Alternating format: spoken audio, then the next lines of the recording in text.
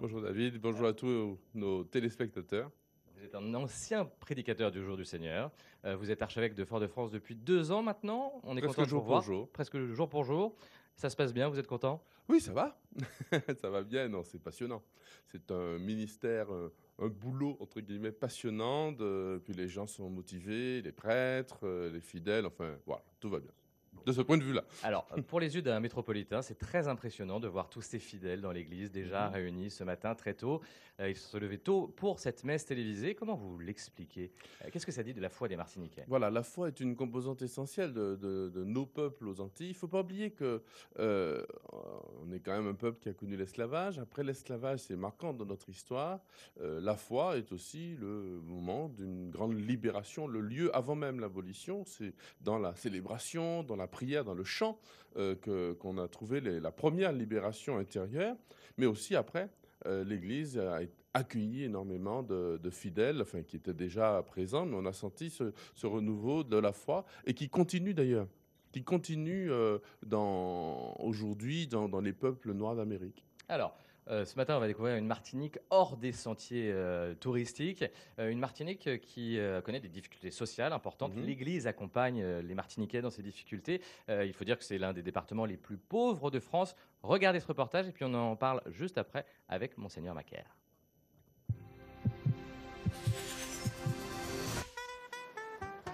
Plage et cocotiers. L'image de la Martinique, c'est la carte postale. Mais derrière ce décor de rêve se cache une réalité sociale parfois dramatique. Les femmes en sont les premières victimes. Mais t'as pas vu ton comportement hier soir? Attends, mais je ne sais pas de quoi tu parles. On était ensemble, on a rigolé, on a. Non, mais tu te fous de ma gueule là. Mais je comprends vraiment pas ta réaction. On dirait que t'es jaloux. Mais oui, je suis jaloux. Et puis si je suis jaloux, c'est parce que je t'aime. Aujourd'hui, le Secours catholique organise un atelier sur la prévention des violences conjugales, souvent dues à l'infidélité des hommes. Elle engendre tension et jalousie. On a une jeune femme qui est sur un fauteuil roulant à l'heure actuelle, qui ne peut plus rien faire. Un jour, elle voit son ancien copain, parce qu'elle a décidé d'arrêter la relation. Elle voit son ancien copain qui arrive sur elle, qui lui envoie de l'essence dessus, qui allume une allumette. Et dans la même année, on a eu 5 cas comme ça. Donc c'est très fréquent en Martinique. Et cette idée de la possessivité, de la jalousie, pour nous, pour notre société, en fait, c'est très dangereux. C'est un petit peu... Pour beaucoup d'hommes antillais, avoir plusieurs partenaires est toujours un art de vivre. Le problème, c'est quand la société veut qu'on soit un peu plus révolté maintenant. La femme veut plus s'affirmer, veut plus avoir sa place, ce qui est tout à fait normal. Et donc, de ce fait, c'est plus difficile à accepter pour l'homme, et d'où ces phénomènes de violence. Dans le modèle antillais, le père est souvent réduit au rôle de géniteur. C'est donc la mère qui élève seule ses enfants. Un foyer sur deux est monoparental en Martinique. Mais regarde, le 11 représente quoi? 10. Qu'est-ce qu'il peut avoir? Il en résulte une grande précarité. Depuis qu'elle est au chômage, Angélique doit faire appel à l'aide alimentaire comme près d'un Martiniquais sur 4. Bonjour madame. Bonjour, Vous êtes madame? Angélique. Angélique, comme de nombreuses mères en difficulté, fait ses courses à l'épicerie mobile du Secours catholique. Les prix y sont de 70% inférieurs à ceux de la grande distribution. Ce que moi, j'ai pas pu avoir, en fin de compte, j'achète dans l'épicerie et avec le reste, ça me permet de pouvoir acheter de la viande, ça me permet de pouvoir donner à mes enfants pour qu'ils puissent manger le midi sur le campus, etc., quoi. L'accès à cette épicerie est conditionné à la participation à des ateliers. Aujourd'hui, c'est un agent de Pôle emploi qui vient donner des conseils. Alors, Madame Hélène, est-ce que vous recherchez toujours du travail? Oui. Dans quel domaine? En Martinique, il y a 5 fois plus d'allocataires du RSA qu'en métropole et un fort taux de surendettement des foyers.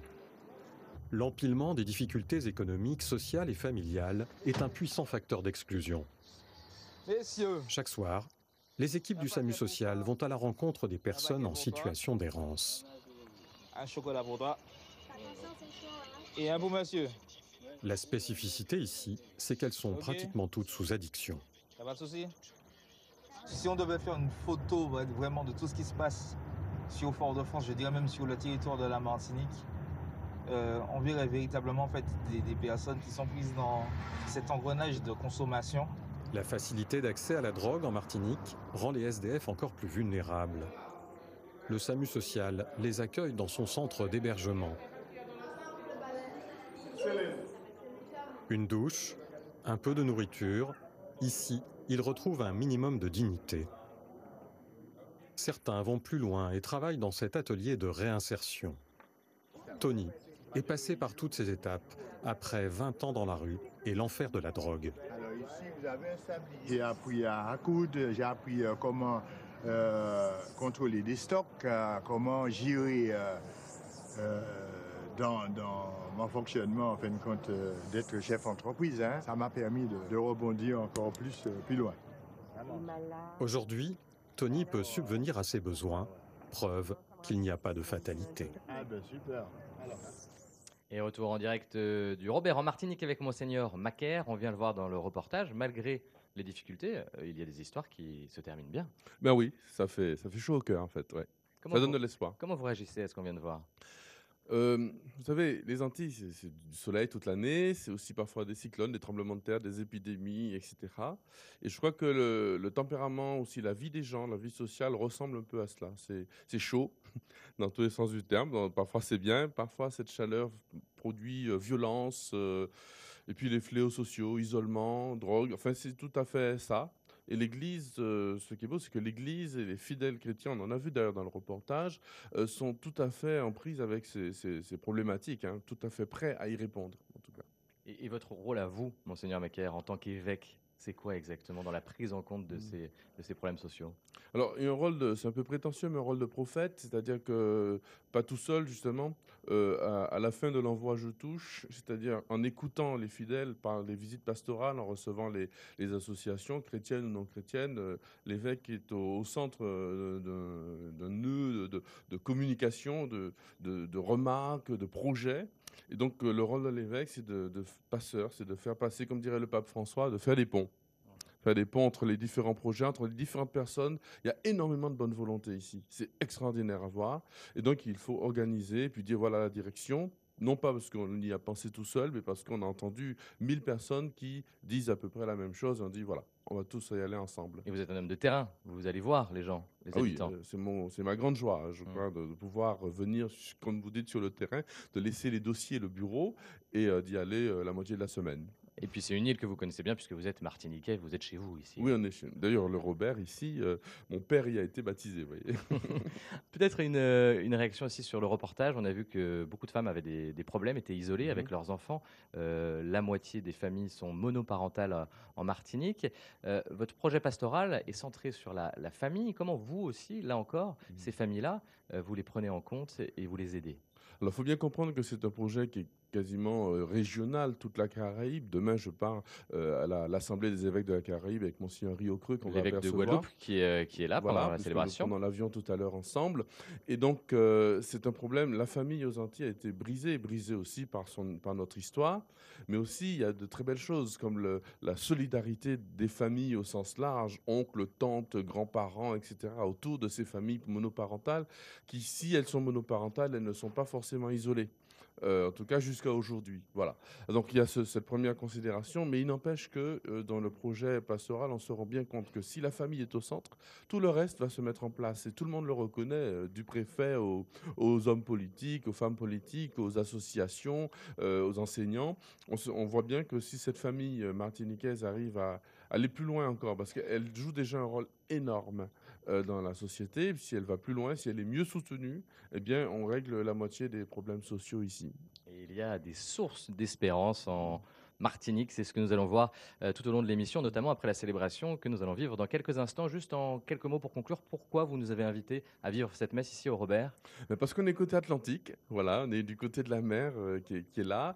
On est c'est le côté du soleil levant. Puis c'est une commune, une paroisse extrêmement dynamique. Avec les paroisses de la côte atlantique sont très très belles, avec des groupes, beaucoup de groupes, des jeunes en particulier. On en verra, je pense, au cours de la célébration. Eh ben, on va voir des jeunes maintenant. On va aller à la rencontre des jeunes de la paroisse du Robert qui, vous allez le voir, ont monté un groupe de prière plutôt original. On regarde et puis après, on vit la messe ici au Robert. Comme tous les derniers dimanches du mois, les nomades du Rosaire s'apprêtent à vivre une journée ensemble. Direction les îlets du Robert, un chapelet de micro-îles sur la côte atlantique de la Martinique. cette quarantaine de jeunes de la paroisse du Robert se retrouvent pour un temps de partage dans la nature. Au programme, découverte des lieux et méditation du rosaire consacré à la Vierge.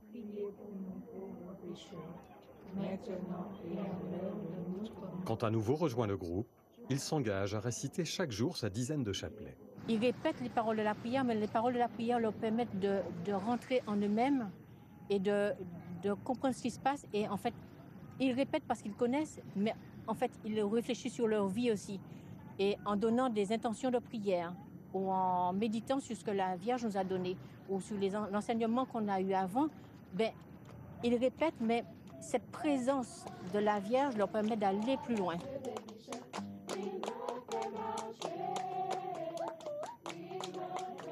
Ça m'apporte beaucoup de sagesse, de contrôle de moi-même, de confiance en moi. Je suis passé d'agressif à calme et puis quelqu'un qui pardonne beaucoup aux gens. Si on m'a fait quelque chose, je pourrais lui pardonner plus vite qu'avant. Avant, j'étais plus timide, j'étais pas ouverte aux autres. Et maintenant, j'apprends, je partage, je vais vers les gens. Donc, je suis plus ouverte avec les gens. Ça m'a permis d'ouvrir mon cœur, de parler, de dire aussi que ce qui me dérangeait, ce qui me faisait souffrir, on va dire. On prie chacun l'un pour l'autre. Donc c'est comme une famille. On est là ensemble et on doit se soutenir ensemble. En alliant le jeu et la détente à l'enseignement de la Bible, ils peuvent rester attentifs plus longtemps et sont plus disponibles pour la méditation. Ce soir, ces jeunes du Robert vont emporter leur prière un peu plus loin, dans leur famille. Dans le bonheur, on t'oublie, mais c'est toi seul qui nous maintient sur la paix. Retour en direct et il est l'heure maintenant de célébrer la messe du 3e dimanche de Pâques. Je vous rappelle qu'ici en Martinique il est tôt puisqu'il est 4h45 du matin. Les paroissiens se sont levés pour vous accueillir dans cette église. La messe est présidée par Monseigneur David Macaire, l'archevêque de Fort-de-France. À noter également la présence ce matin. Il va concélébrer de Monseigneur Jean-Yves Riocreux, évêque de Guadeloupe. Je salue également ce matin les téléspectateurs belges de la RTBF qui nous rejoignent.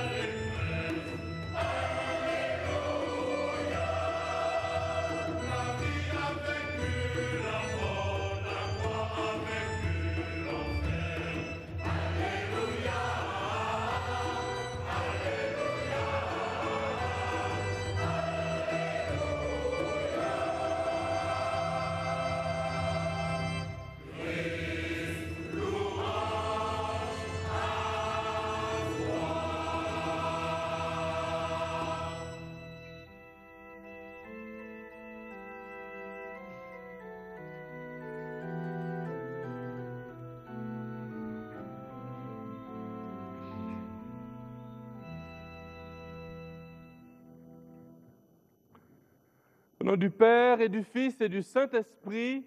Amen. La paix soit avec vous. Et avec votre esprit. Frères et sœurs, préparons-nous à la célébration de l'Eucharistie en reconnaissant que nous sommes pécheurs.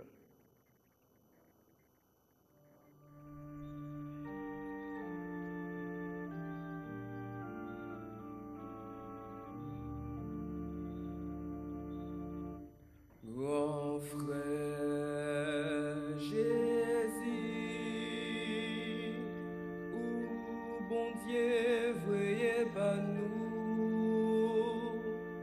pour guérir nous, pour sauver nous, Kyrie eleison.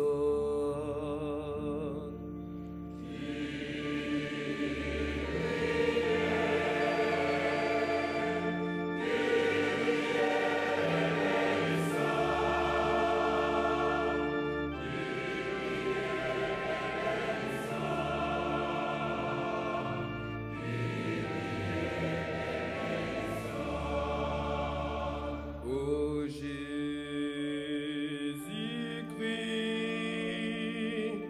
où descend en l'air la terre, pour tirer nous en bas péché,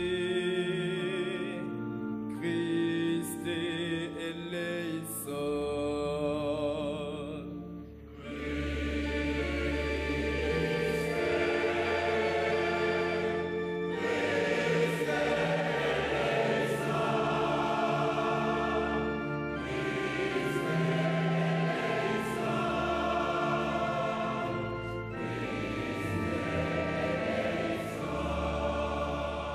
Grand frère Jésus,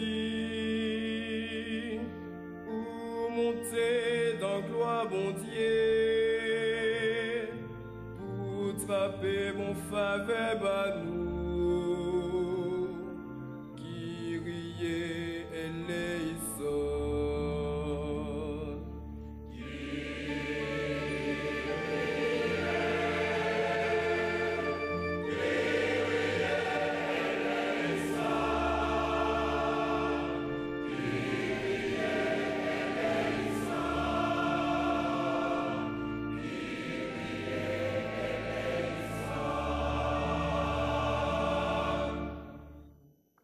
Que Dieu Tout-Puissant nous fasse miséricorde, qu'il nous pardonne nos péchés et nous conduise à la vie éternelle. Amen.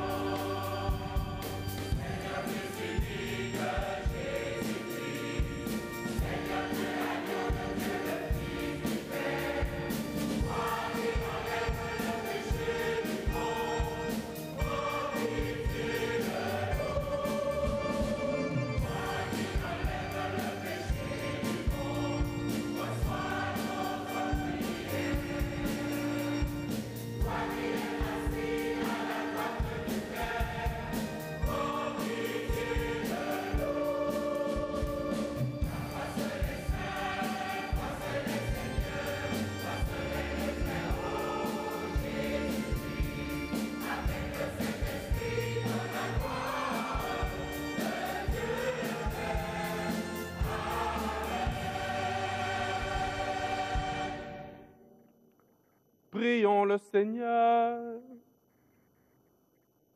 Garde à ton peuple sa joie, Seigneur, toi qui refais ses forces et sa jeunesse. Tu nous as rendu la dignité des fils de Dieu. Affermis-nous dans l'espérance de la résurrection. Par Jésus-Christ, ton Fils, notre Seigneur et notre Dieu, qui règne avec toi et le Saint-Esprit, maintenant et pour les siècles des siècles.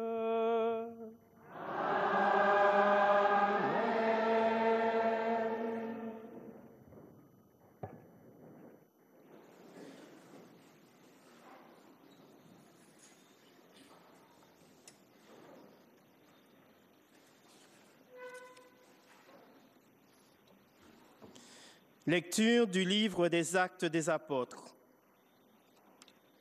Le jour de la Pentecôte, Pierre, debout avec les 11 autres apôtres, éleva la voix et leur fit cette déclaration.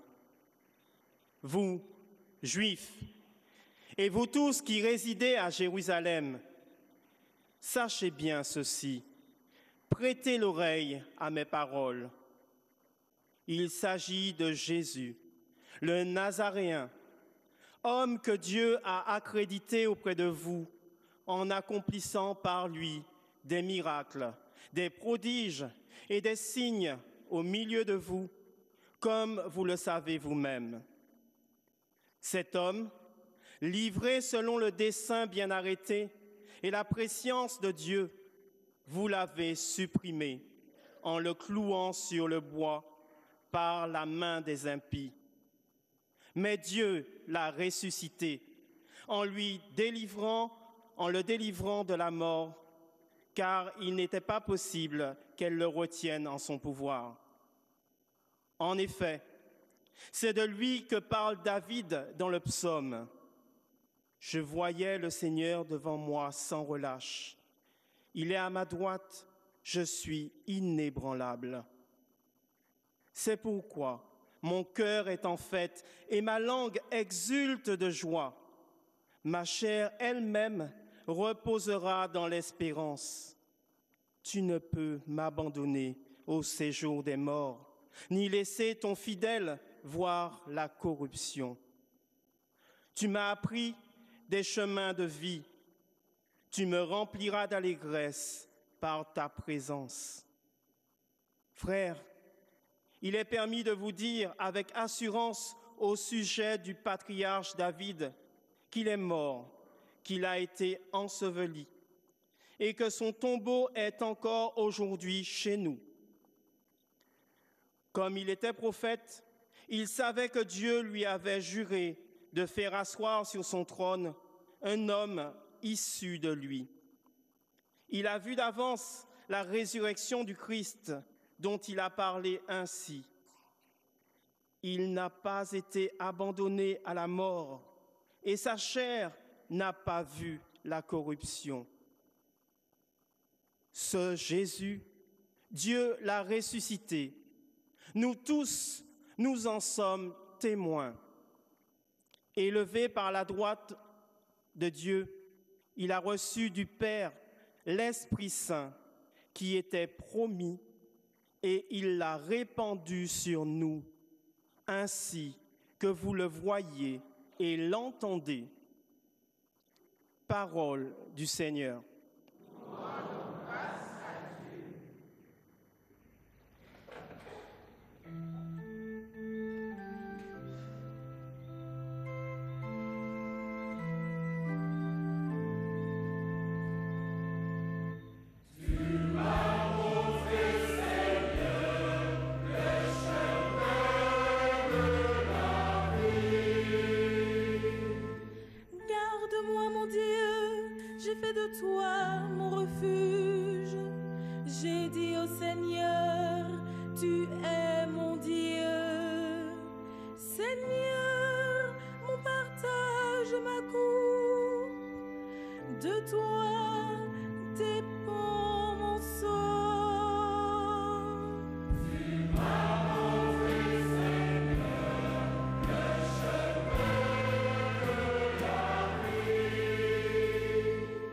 Je bénis le Seigneur qui me conseille.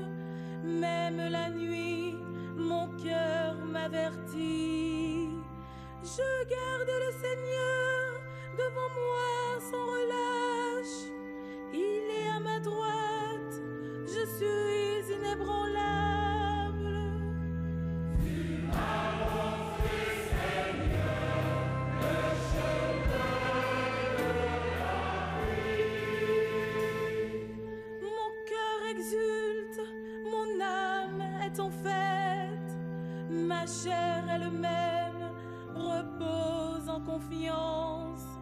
Tu ne peux m'abandonner à la mort, ni laisser ton ami voir la corruption.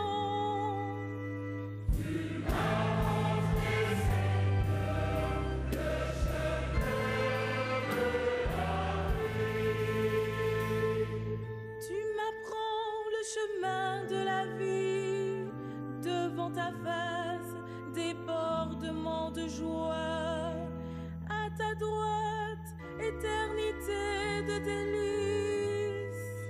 Tu m'as montré, Seigneur, le chemin de la vie.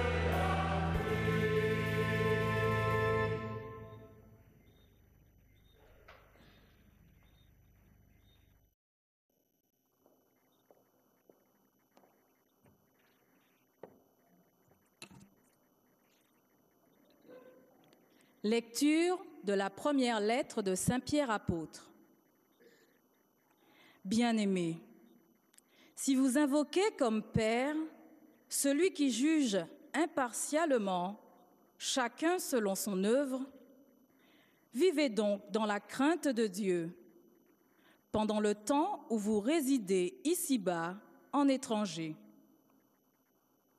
Vous le savez, ce n'est pas par des biens corruptibles, l'argent ou l'or, que vous avez été rachetés de la conduite superficielle héritée de vos pères, mais par un sang précieux, celui d'un agneau sans défaut et sans tache, le Christ. Dès avant la fondation du monde, Dieu l'avait désigné d'avance et il l'a manifesté à la fin des temps à cause de vous. C'est bien par lui que vous croyez en Dieu, qu'il l'a ressuscité d'entre les morts et qu'il lui a donné la gloire. Ainsi, vous mettez votre foi et votre espérance en Dieu. Parole du Seigneur.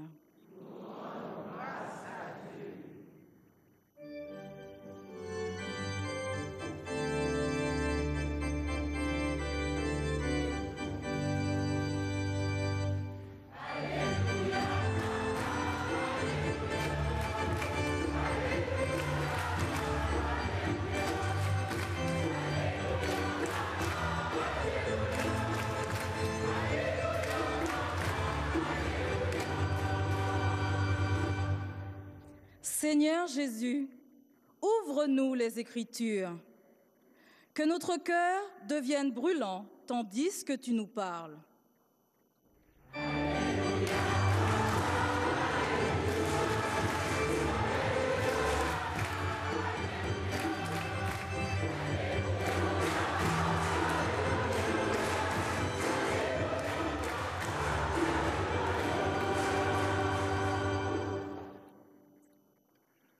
Le Seigneur soit avec vous. Et avec votre esprit. Évangile de Jésus-Christ selon saint Luc. Gloire à toi, Seigneur.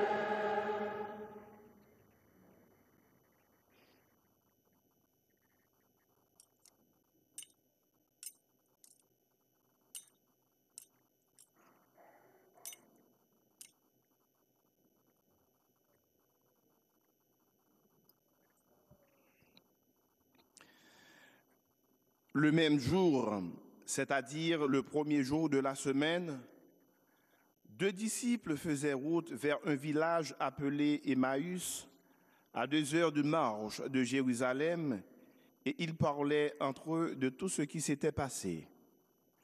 Or, tandis qu'ils s'entretenaient et s'interrogeaient, Jésus lui-même s'approcha et il marchait avec eux. Mais leurs yeux étaient empêchés de le reconnaître. Jésus leur dit, « De quoi discutez-vous en marchant ?» Alors ils s'arrêtèrent tout tristes. L'un des deux, nommé Cléophas, lui répondit, « Tu es bien le seul étranger résidant à Jérusalem qui ignorent les événements de ces jours-ci. Il leur dit, « Quels événements ?» Ils lui répondirent, « Ce qui est arrivé à Jésus de Nazareth, cet homme qui était un prophète puissant par ses paroles et ses actes devant Dieu et devant tout le peuple. Comment les grands prêtres et nos chefs l'ont livré? Ils l'ont fait condamner à mort et ils l'ont crucifié. Nous espérions que c'était lui qui allait délivrer Israël. Mais avec tout cela, voici déjà le 3e jour qui passe depuis que c'est arrivé. À vrai dire, des femmes de notre groupe nous ont remplis de stupeur. Quand, dès l'aurore, elles sont allées au tombeau, elles n'ont pas trouvé son corps. Elles sont venues nous dire qu'elles avaient même eu une vision, des anges qui disaient qu'il est vivant. Quelques-uns de nos compagnons sont allés au tombeau et ils ont trouvé les choses comme les femmes l'avaient dit. Mais lui, ils ne l'ont pas vu. Il leur dit alors, « Esprit sans intelligence, comme votre cœur est lent à croire tout ce que les prophètes ont dit. Ne fallait-il pas que le Christ souffrit pour cela pour entrer dans sa gloire? Et partant de Moïse et de tous les prophètes, il leur interpréta dans toute l'Écriture ceux qui le concernaient.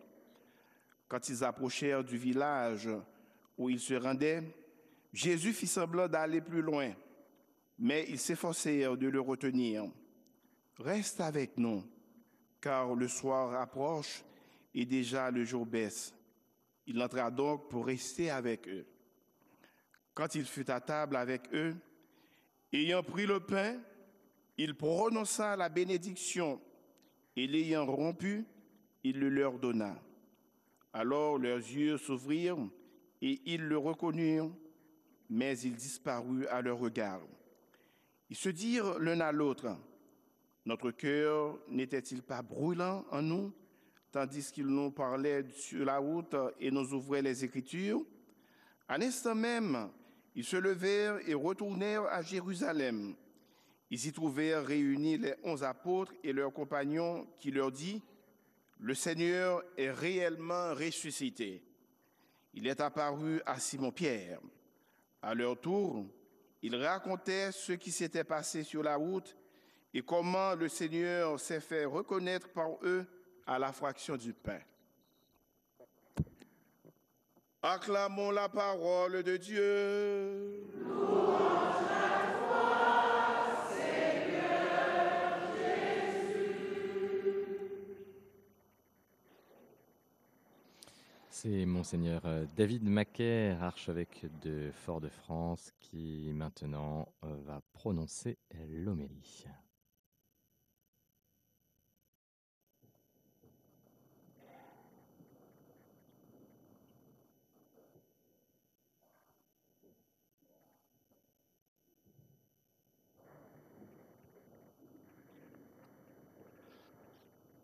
Ils ne le savaient pas. Ils marchaient sur la route, mais ils avaient rendez-vous. Ce genre de rendez-vous qu'il ne faut pas manquer. Ce genre de rendez-vous qui peut changer une vie. Un rendez-vous d'amour, le rendez-vous de la vie. Ce n'est pas par hasard, comme ça, parce qu'il fallait que ça arrive, que les 2 disciples d'Emmaüs ont rencontré Jésus sur leur chemin. Ce n'est pas, comme disent les philosophes, une rencontre fortuite à la croisée de 2 chaînes de causalité. Non, ce rendez-vous a été voulu, programmé, attendu par Jésus selon le dessein bien arrêté et la prescience de Dieu. Même chose d'ailleurs pour le rendez-vous qu'il y a eu le matin même avec Marie-Madeleine, ou plus tard avec Thomas, ou encore le rendez-vous annoncé bien à l'avance par Jésus sur les bords du lac de Galilée. Tout était prévu, tout était préparé par Jésus qui va jouer sa petite mise en scène à travers le cheminement libre des apôtres. Il est là. La scène se déroule par étapes, scrutons-les. Première étape, Jésus s'approche, il marche avec eux. Il ne se fait pas reconnaître, il ne revendique pas une reconnaissance a priori. Deuxième étape, il les interroge sur leurs préoccupations. De quoi parliez-vous? Voyez, il s'intéresse à leur vie, à ce qu'ils sont. Troisième étape, il les provoque et puis il prend autorité sur leurs doutes et il va les illuminer avec la parole de Dieu. Quatrième étape, il fait mine d'aller plus loin. Voyez, il ne s'impose pas. Il ne s'impose pas, mais il s'expose en pratiquant le pain, en pratiquant la fraction du pain, le sacrement de sa présence. Et puis, il les laisse enfin repartir tout joyeux vers la communauté des disciples. Mes enfants, ce rendez-vous historique dépasse largement Cléophas et son compagnon. Nous, vous et moi, nous y sommes conviés, en direct, 2000 ans après, tous ensemble, même au-delà des mers. Car vous ne le savez pas, vous non plus, mais vous avez rendez-vous. Rendez-vous comme les disciples d'Emmaüs. Voyez, les échecs, les terreurs, les terroristes nous font, nous aussi, partir sur le chemin la tête basse, remplis d'une tristesse désespérée. Mais voilà, Jésus, lui aussi, vient nous rejoindre. Cette tristesse, cette désespérance, même sous le soleil des tropiques et des Antilles, Jésus vient nous rejoindre en chemin. Et sa parole qui est éternelle, qui est tellement différente, elle domine par sa tendresse, par sa fermeté aussi, sa douceur. Elle domine le bavardage assourdissant de notre monde.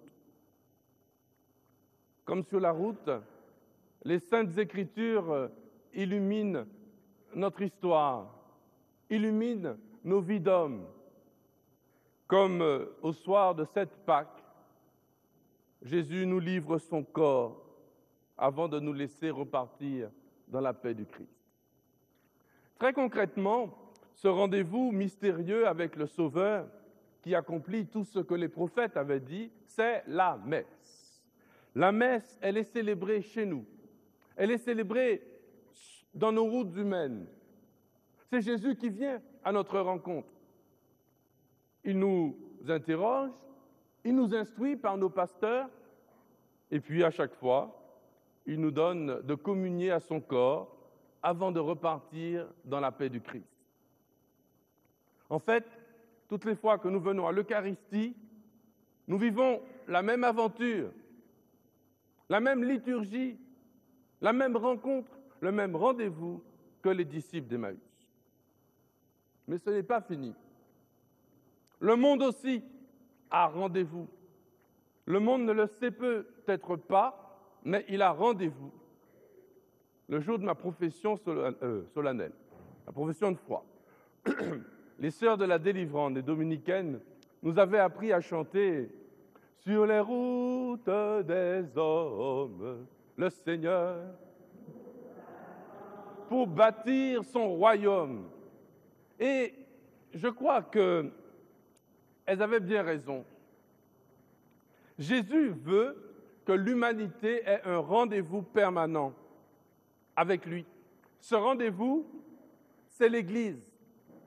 D'ailleurs, le mot « rendez-vous », c'est une bienheureuse traduction du mot « ecclésia ». On dit aussi « convocation ». Mais là, il y a convoqué, c'est qu'on y rendez-vous. Rendez-vous, c'est l'Église. C'est le rendez-vous des hommes avec Dieu, vous et moi. Nous sommes ce rendez-vous. Et là, nous sommes du côté de Jésus. On retrouve les mêmes étapes qu'à Emmaüs. Nous devons rejoindre les autres, comme Jésus, sur leur route, sur leur chemin. Comme dit le pape François dans Evangelii Gaudium, il faut ôter tes sandales sur la terre sacrée de l'autre. Et puis ensuite, dit-il, saisir ces rendez-vous informels sur la place, sur la route, au travail, à la maison. Premièrement, engager un dialogue avec l'autre sur sa vie, sur ce qui le préoccupe. Ensuite, partager la parole, illuminer grâce à la parole de Dieu, garder une attitude humble. C'est comme ça, frères et sœurs, que nous allons conduire les hommes du monde entier à la communion, à l'Eucharistie. C'est comme ça que nous allons montrer Jésus partout en Martinique et au-delà, personnellement. Amen.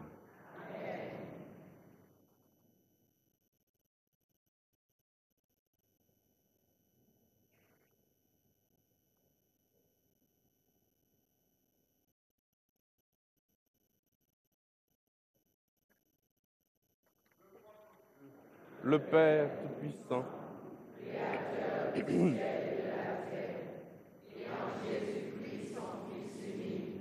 notre Seigneur, qui a été conçu du Saint-Esprit, est né de la Vierge Marie, a souffert sous Ponce Pilate, a été crucifié, est mort, a été enseveli, est descendu aux enfers, le troisième jour, est ressuscité des morts, est monté aux cieux, est assis à la droite de Dieu, le Père Tout-Puissant, d'où il viendra juger les vivants et les morts. Je crois en l'Esprit Saint, à la Sainte Église catholique, à la communion des saints, à la rémission des péchés, à la résurrection de la chair, à la vie éternelle. Amen. Rassemblés par le Christ pour qu'il nous donne sa parole et nous partage son pain, prions pour nos frères et sœurs qui ne le reconnaissent pas et pour ceux qui ont besoin de son amour.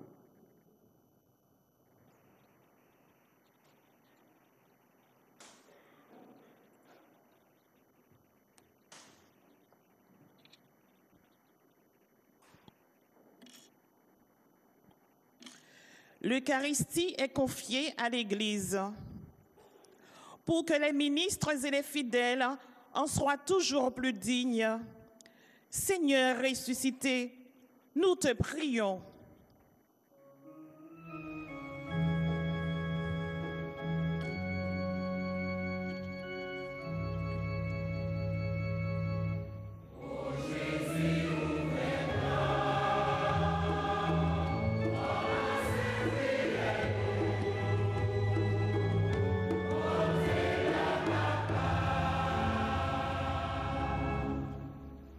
Notre monde a besoin d'espérance pour que les personnes en position d'autorité donnent un sens nouveau à leur travail, à leur manière de considérer les événements et les décisions à prendre.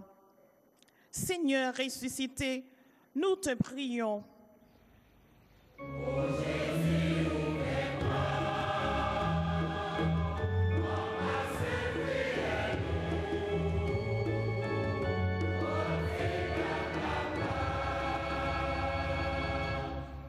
L'Eucharistie est notre nourriture. Pour que chaque baptisé mesure la grandeur de la communion eucharistique et pour les chrétiens qui en sont privés, Seigneur ressuscité, nous te prions.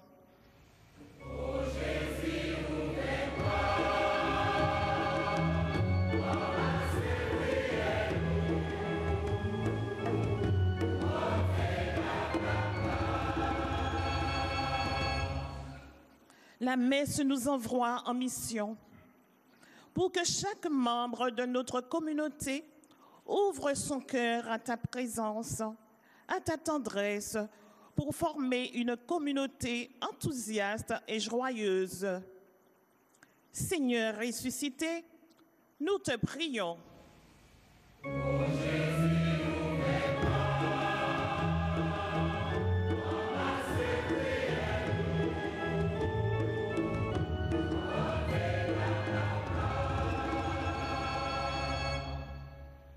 Seigneur ressuscité, entends notre prière et donne à tous les hommes la joie de te reconnaître.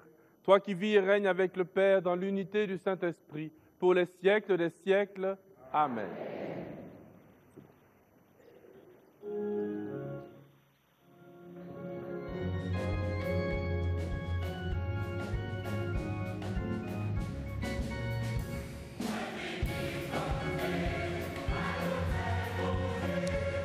Et dans la procession des dons, il y a notamment des jeunes de la paroisse, les nomades du rosaire que vous avez vu dans le reportage avant la messe. Les paroissiens portent les dons à l'autel, des fruits et des légumes qu'on cultive dans la région. Il y a aussi des petits gâteaux que les paroissiens se partageront après la célébration. C'est une habitude ici dans cette paroisse du Robert.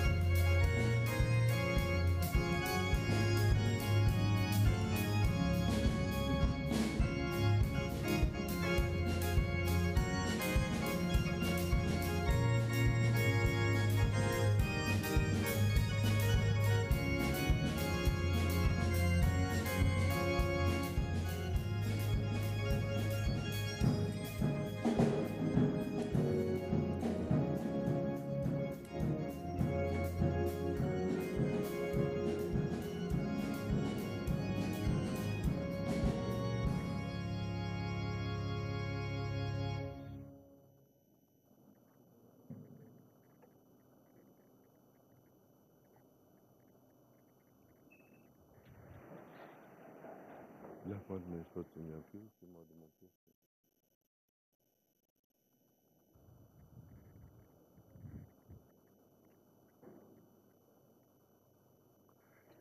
Prions ensemble au moment d'offrir le sacrifice de toute l'Église. La gloire de Dieu et le salut du monde. Accueille, Seigneur, les dons de ton Église en fête.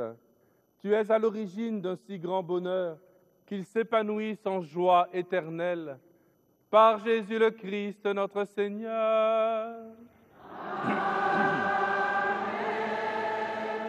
Le Seigneur soit avec vous. Et avec votre esprit. Élevons notre cœur. Nous le tournons vers le Seigneur. Rendons grâce au Seigneur notre Dieu. Cela est juste et bon. Vraiment, il est juste et bon de te glorifier, Seigneur, en tout temps.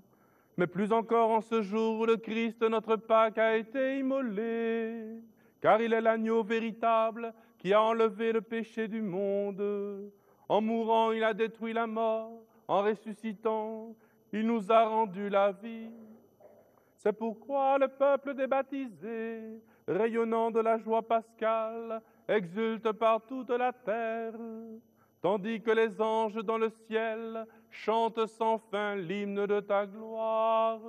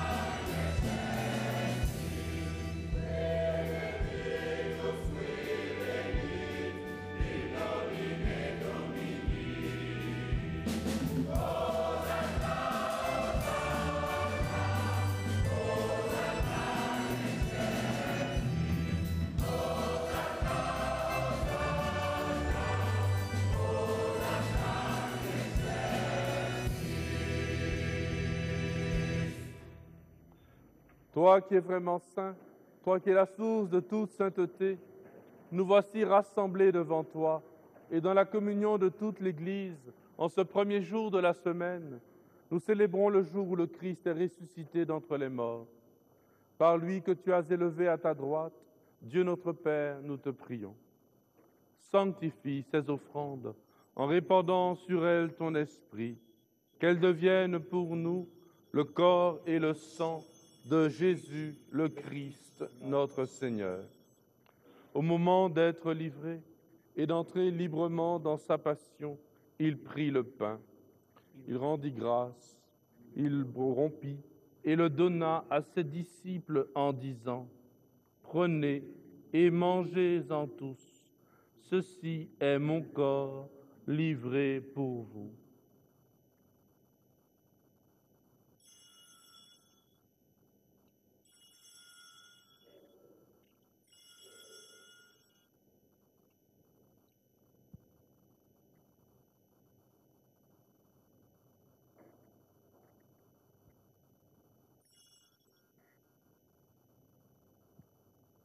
De même, à la fin du repas, il prit la coupe. De nouveau, il rendit grâce et la donna à ses disciples en disant : « Prenez et buvez-en tous, car ceci est la coupe de mon sang, le sang de l'alliance nouvelle et éternelle, qui sera versé pour vous et pour la multitude en rémission des péchés. Vous ferez cela en mémoire de moi. »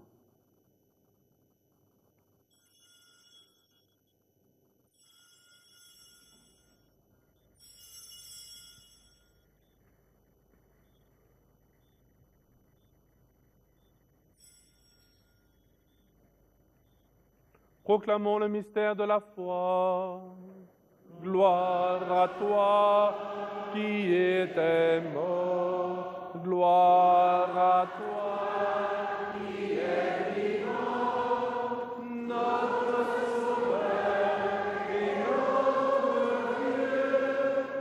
Viens, Seigneur Jésus. Faisant ici mémoire de la mort et de la résurrection de ton Fils, nous t'offrons, Seigneur, le pain de la vie et la coupe du salut, et nous te rendons grâce, car tu nous as choisis pour servir en ta présence. Humblement, nous te demandons qu'en ayant part au corps et au sang du Christ, nous soyons rassemblés par l'Esprit Saint en un seul corps. Souviens-toi, Seigneur, de ton Église répandue à travers le monde. Fais-la grandir dans ta charité avec le pape François, notre évêque David et tous ceux qui ont la charge de ton peuple. Souviens-toi aussi de nos frères qui se sont endormis dans l'espérance de la résurrection et de tous les hommes qui ont quitté cette vie reçois-les dans ta lumière auprès de toi.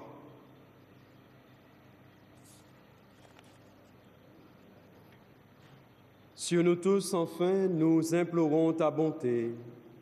Permets qu'avec la Vierge Marie, la bienheureuse Mère de Dieu, Saint Joseph, son très chaste époux, avec les apôtres et les saints de tous les temps qui ont vécu dans ton amitié, nous ayons part à la vie éternelle et que nous chantions ta louange par Jésus-Christ, ton Fils bien-aimé.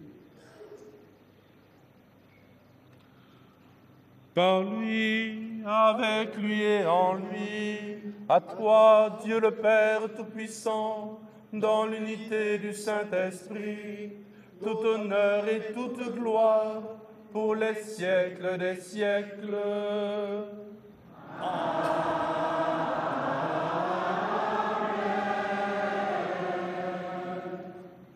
Unis dans le même esprit, nous pouvons dire avec confiance la prière que nous avons reçue du Sauveur. Notre Père, qui es aux cieux, que ton nom soit sanctifié, que ton règne vienne, que ta volonté soit faite sur la terre comme au ciel. Donne-nous aujourd'hui notre pain de ce jour.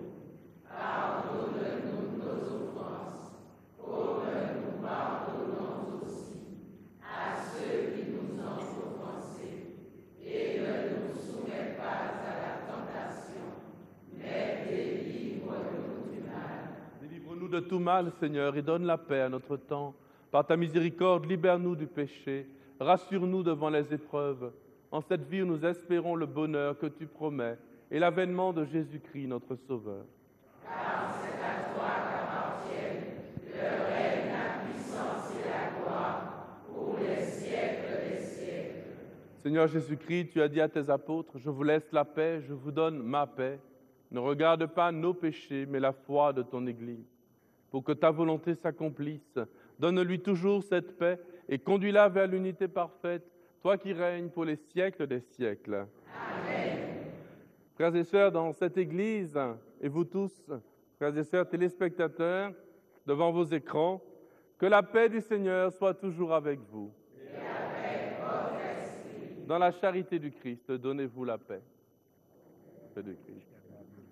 Monseigneur David Macaire parlait tout à l'heure d'un rendez-vous d'amour, le rendez-vous de la vie, disait-il.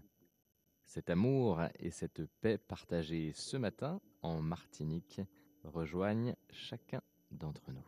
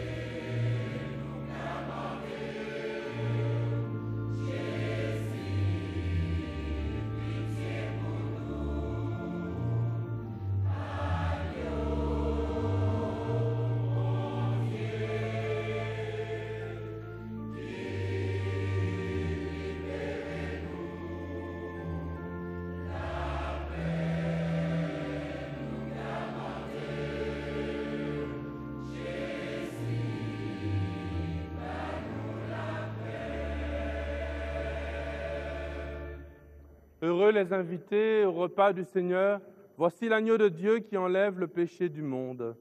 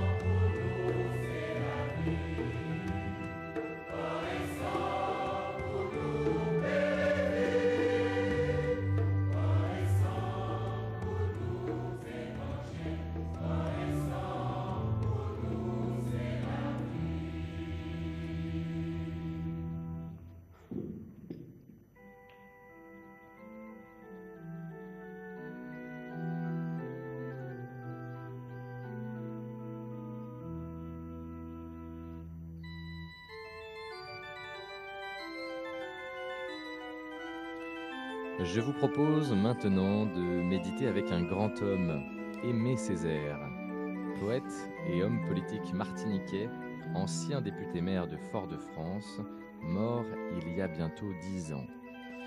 Il est l'une des grandes consciences de la société martiniquaise, profondément marquée par l'esclavage.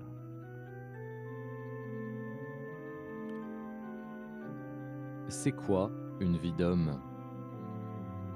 C'est le combat de l'ombre et de la lumière. C'est une lutte entre l'espoir et le désespoir, entre la lucidité et la ferveur. Je suis du côté de l'espérance, mais une espérance conquise, lucide, hors de toute naïveté. Parce que désespérer de l'histoire, c'est désespérer de l'homme.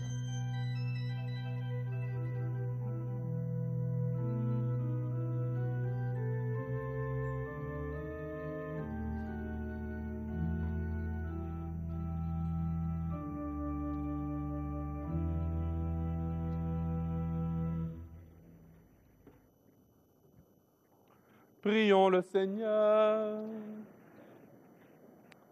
Regarde avec bonté, Seigneur, le peuple que tu as rénové par tes sacrements. Accorde-nous de parvenir à la résurrection bienheureuse, toi qui nous as destinés à connaître ta gloire, par Jésus le Christ notre Seigneur.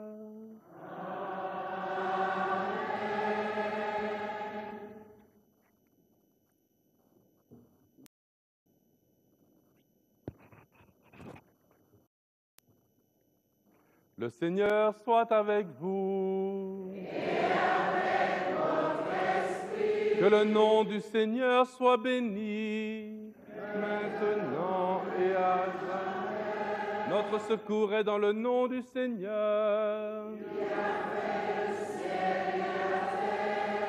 Et que Dieu Tout-Puissant vous bénisse, le Père, le Fils et le Saint-Esprit.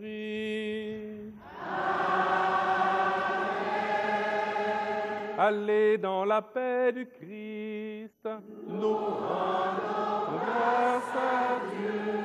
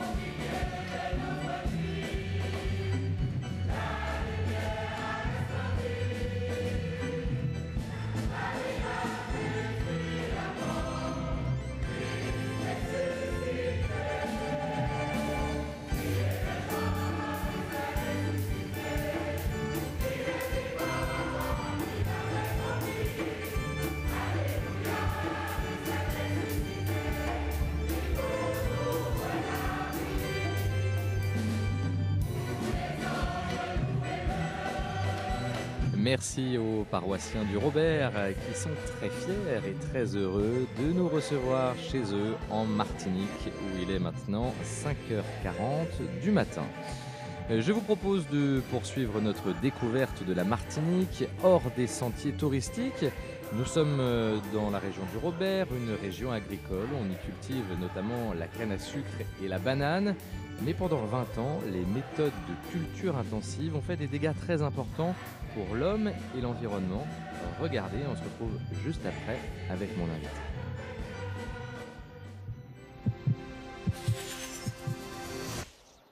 En Martinique, la terre agricole subit de nombreuses vicissitudes. Pression de l'urbanisation, augmentation des friches, concentration du foncier et de la monoculture aux mains des béquets, ses descendants de colons européens. Et surtout, pollution des sols à cause du chlordécone, un pesticide chimique très toxique, utilisé jusqu'au milieu des années 90 dans les bananeraies. Le docteur Josiane Pelage est une spécialiste des questions de santé et d'environnement.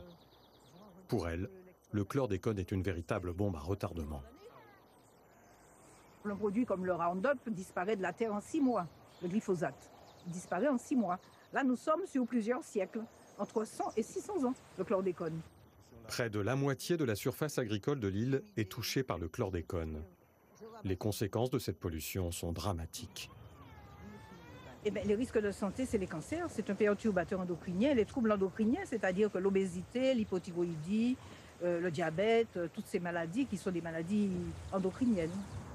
Face à cette situation, le docteur Pelage vient d'ouvrir la première consultation environnementale de la Martinique à l'hôpital de Saint-Esprit, dans le sud.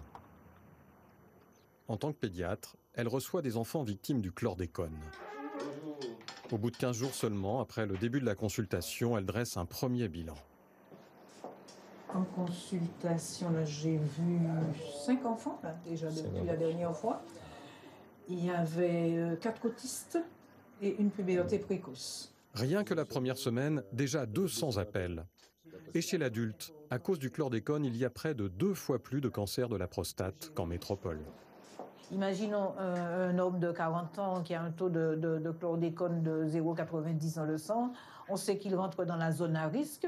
À ce moment-là, il faut le dépolluer le plus tôt possible et puis faire un dépistage régulier de cancer de la prostate plus tôt que 70 ans. L'urgence est à la prévention et la population en prend conscience. De plus en plus de consommateurs se tournent vers le bio. Ce marché près de Fort-de-France a ouvert il y a 1 an à l'initiative de petits producteurs locaux. Avec le chlordécone en Martinique, maintenant il y a une recrudescence de cancer et tout le monde essaye au mieux de se soigner déjà par l'alimentation. On a été empoisonnés et donc maintenant je pense que pour nous adultes il est un petit peu tard. Mais comme j'ai des petits-enfants, je voudrais qu'ils soient en bonne santé. Aujourd'hui, il y a une 50aine de producteurs bio en Martinique. Leur nombre a explosé depuis le scandale du chlordécone. Installé au centre de l'île, Claude Ducalcon est un pionnier de l'agriculture bio. Pour décrocher ce label, il a dû faire analyser ses 6 hectares de terre, par chance vierges de chlordécone. Ici, il n'y a jamais eu de bananes. Les petites parcelles en lisière de forêt étaient autrefois cultivées par les nègres marrons, les esclaves qui avaient fui leur maître, inventeurs du jardin créole, une tradition dans laquelle Claude s'inscrit. Ce n'est pas la grandeur de la parcelle qui fait la production, hein, c'est la manière dont on va utiliser à bon escient ce petit carré de terre. On croirait un fouillis, mais c'est le jardin alimentaire de l'époque, parce que les parcelles étaient petites, les familles nombreuses, et il fallait mettre un maximum de choses dans la petite parcelle afin que la famille trouve de quoi s'alimenter. Claude est attaché à cette agriculture locale de subsistance, dans un territoire qui dépend à 80% des importations, à cause de la monoculture, largement contrôlée par les descendants de colons. Ce serait tellement fantastique d'abandonner un peu ce système de monoculture. D'ailleurs, il y en a certains qui appellent ça les cultures coloniales, hein, d'arrêter un peu ce système de culture coloniale et d'aller vers une culture de production alimentaire pour le pays, puisque jusqu'à présent, cette monoculture, c'est une culture d'exportation. Traditionnellement, le jardin créole sert aussi à se soigner. Séverine Asensio est en train de relancer la culture des plantes médicinales. Elle exploite 1 hectare en bio au nord de la Martinique. Nous avons attendu environ 1 an et demi, voire 2, avant de trouver un endroit sans chlordécone, sans pesticides. Alors ici, je cueille de l'atoumo, qui est une plante traditionnellement utilisée en Martinique et dans la Caraïbe.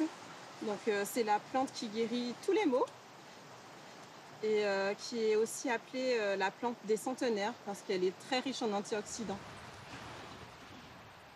Ici, nous avons la brisée, qui est une plante médicinale qui a été utilisée pendant des centaines d'années même, pour apaiser les gens. Et c'est une plante qui a pour propriété de calmer les nerfs. Séverine a appris les bienfaits des plantes auprès de sa grand-mère.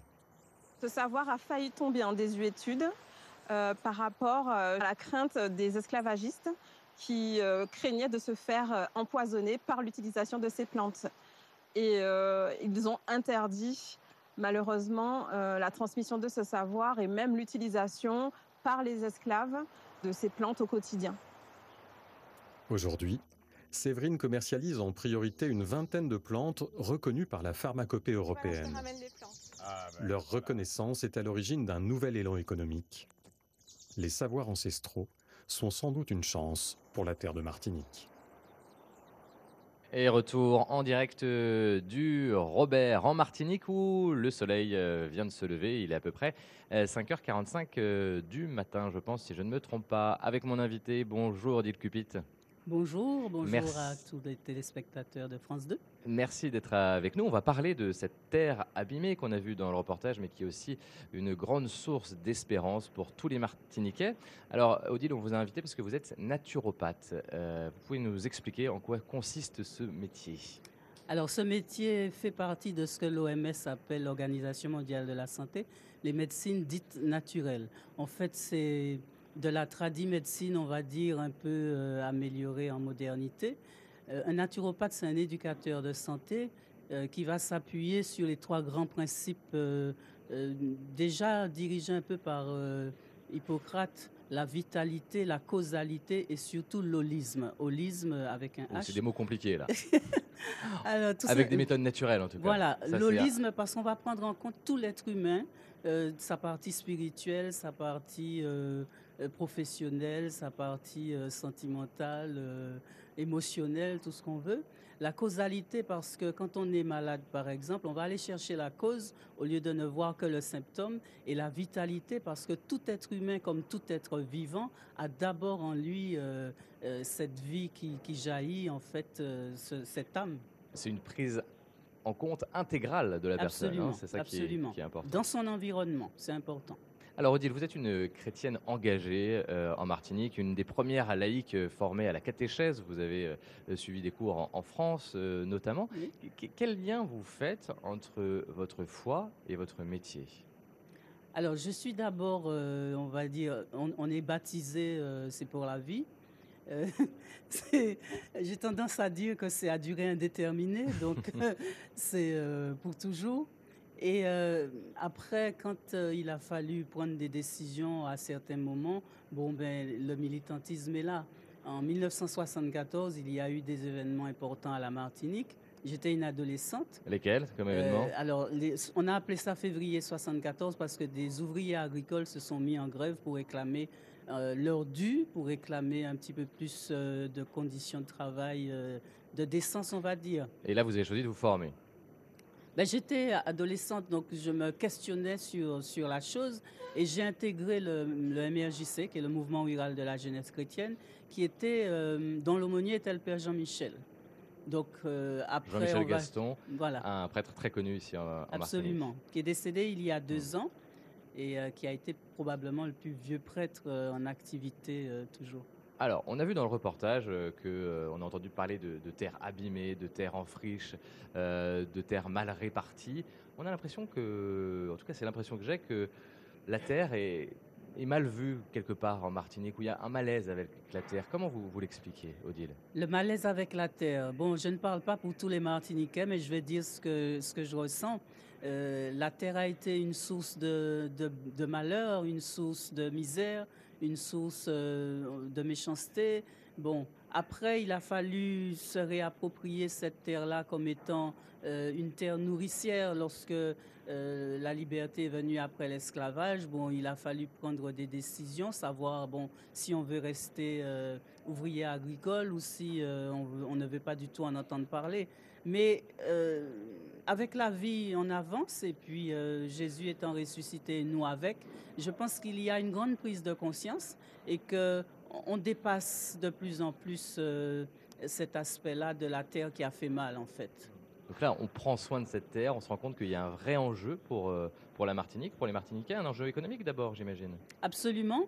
Et nous avons vécu un beau week-end dernier, la journée de la terre martiniquaise avec l'idée de Monseigneur Macaire que tous les 21 avril qu'il y ait cette journée pour que la terre martiniquaise progresse, pour que dans toutes les familles on prenne conscience que cette terre elle a besoin d'être protégée, qu'elle nous nourrit et puis qu'elle fait partie aussi de ce qui est en nous.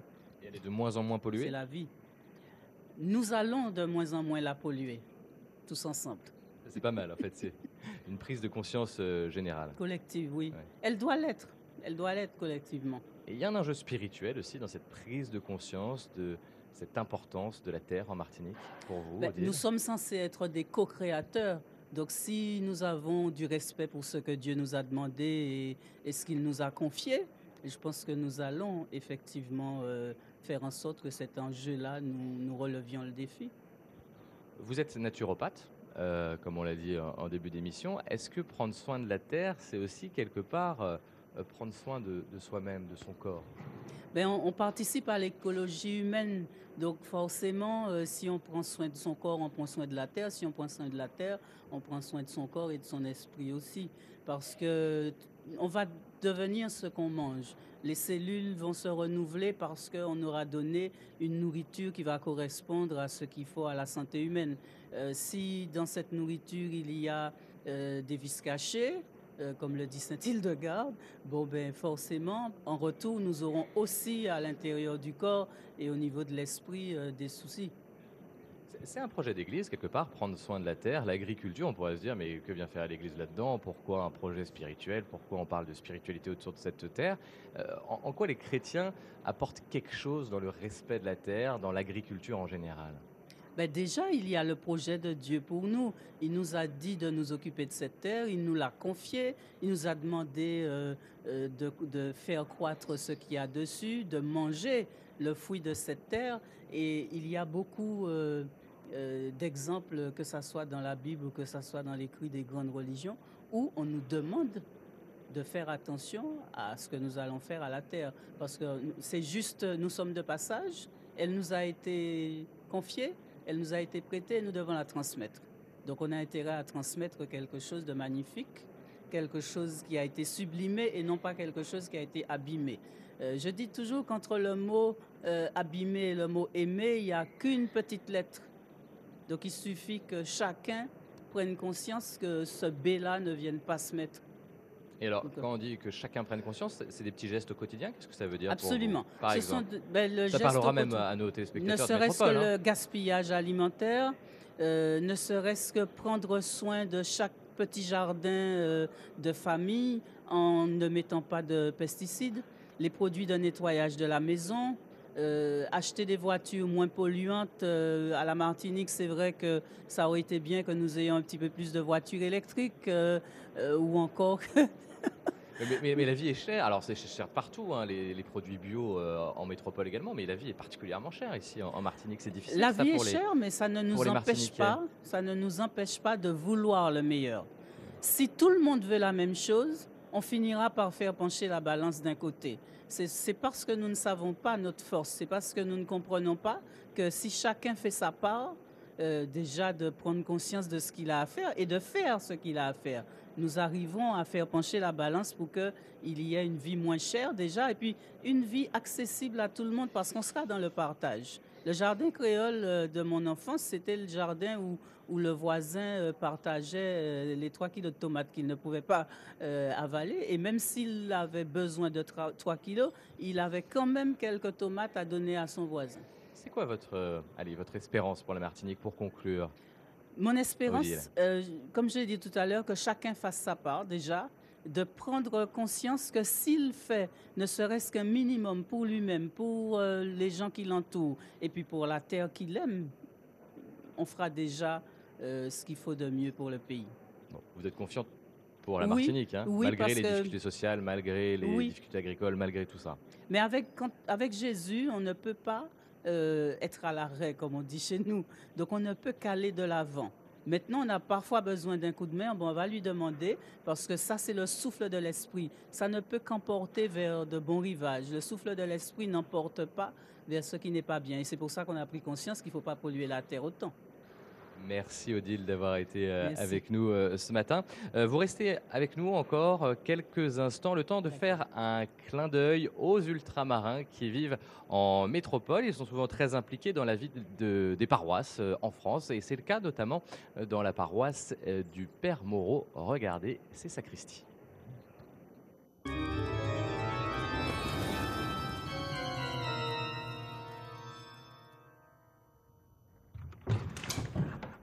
Vous savez quoi, Marie-Rose s'en va? Mais oui, j'ai appris ça. Mais alors, là, tout à fait par hasard.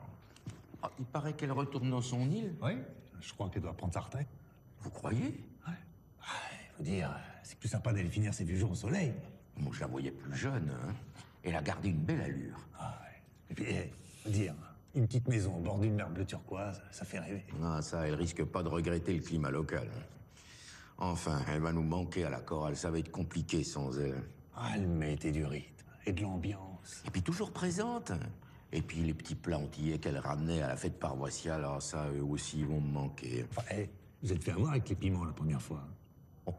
Puis pas que le piment, son punch. Hein, ça se boit comme de la limonade, mais le retour de bâton est sérieux. Je crois qu'ils vont lui faire une petite fête à l'école. Ça faisait 20 ans qu'elle animait le caté. 20 ans? Oh! Et elle a des enfants? Un grand-fils qui vivrait là-bas, je suis pas très sûr. Ah bah c'est bien. Hein, elle va retrouver de la famille, elle sera pas toute seule.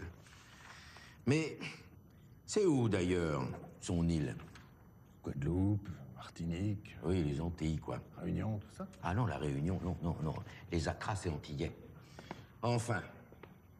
En tout cas, elle va bien nous manquer. Ah, c'est sûr. Par contre, je sais pas si nous, on va lui manquer. Et voilà pour la sacristie du jour. Sacristie qui, comme d'habitude, est à revoir sur notre site internet. Odile, c'est important, l'humour également. Oui, absolument, parce que quand on rit, les cellules rient. Donc... Et c'est la naturopathe qui parle. Ça fait du bien. Et la chrétienne. Merci en tout cas d'avoir été avec nous, Odile, ce matin pour cette émission à la Martinique. Un grand merci aux paroissiens du Robert qui, encore une fois, je vous le répète, se sont levés très tôt pour nous accueillir ce matin dans cette église. Le jour se lève, il est maintenant 6h du matin. Un grand merci également aux équipes techniques de Martinique Première pour leur réalisation technique. Dimanche prochain, nous retournons en métropole. Nous vivrons la messe dans la nouvelle cathédrale de Créteil. D'ici là, très beau dimanche et très belle semaine à tous.